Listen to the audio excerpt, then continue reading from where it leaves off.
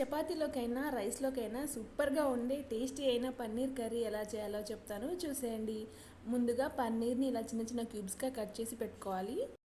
Oil heat అయ్యాక ఇలా కొన్ని కొన్ని వేసుకుంటూ గోల్డెన్ బ్రౌన్ కలర్ వచ్చేంత వరకు వాటన్నిటిని వేయించుకొని పక్కన పెట్టుకోవాలి. తర్వాత మిక్సీ జార్ తీసుకొని 2 మీడియం సైజ్ టమాటాలని కట్ చేసి వేసుకున్నాను. ఇక అందులోకే 4-5 లవంగాలను కూడా వేసుకొని అంతా ఒకసారి మిక్సీ పట్టుకోవాలి. టమాటో ప్యూరీ రెడీ అయిపోయింది.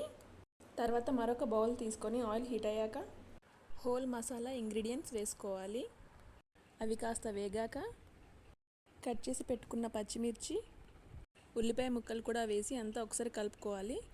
పచ్చివాసన పోయాక 1/2 టీ స్పూన్ పసుపు, 1/2 టీ స్పూన్ అల్లం కూడా వేసుకొని అంతా కలుపుకోవాలి.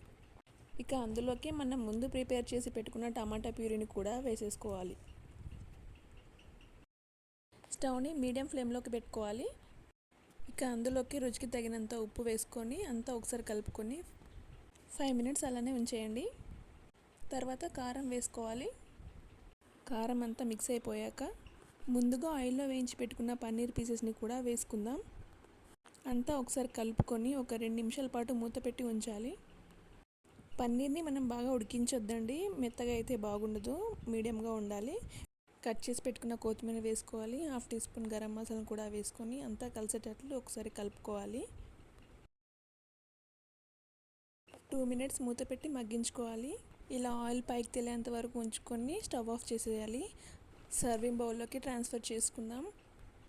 అంతే అండి, ఎంతో టేస్టీగా ఉండే పన్నీర్ కర్రీ రెడీ అయిపోయింది. మరిన్ని ఫుడ్ రెసిపీస్ కోసం నా ఛానల్ని సబ్స్క్రైబ్ చేసుకోండి.